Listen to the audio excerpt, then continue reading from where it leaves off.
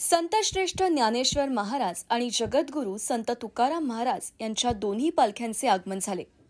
यावेळी शिवसेना, युवासेना, पुणे शहर यांच्या वतीने दोन्ही पालख्यांचे स्वागत करताना 5000 बॅग व टॉवेलचे वारकरी बंधूंना वाटप करण्यात आले।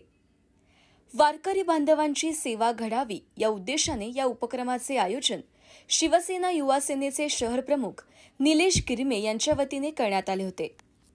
शनिवारी शिवसेनेचे नेते मुख्यमंत्री एकनाथ शिंदे यांच्या हस्ते या उपक्रमाची प्रातिनिधिक स्वरूपात सुरुवात करण्यात आली होती। आज फर्ग्युसन महाविद्यालय येथील संत तुकाराम महाराज मंदिराच्या समोर या उपक्रमाचे आयोजन करण्यात आले होते।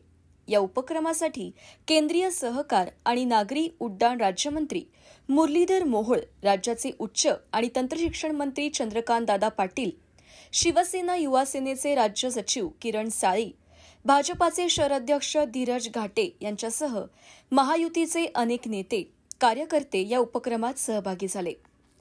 हा उपक्रम यशस्वी होण्यासाठी युवासेनेचे जितू जंगम, गणेश चव्हाण, उमेश राजपूत, ऋतिक गोलांडे, धनंजय जाधव, विजय कणसे, राम तोरकडी, लोकेश राठोड, गणेश राठोड, मंथन कोळेकर, आकाश चव्हाण, ज्ञानेश्वर चव्हाण यांनी मोलाचा वाटा उचलला।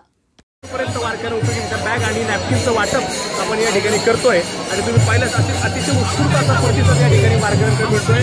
पूर्ण पुणे शहर असं भक्तिमय वातावरण या ठिकाणी झालंय। थोड्याच वेळात संत ज्ञानेश्वर महाराजांची आणि तुकाराम महाराजांची पालखी या ठिकाणी येते।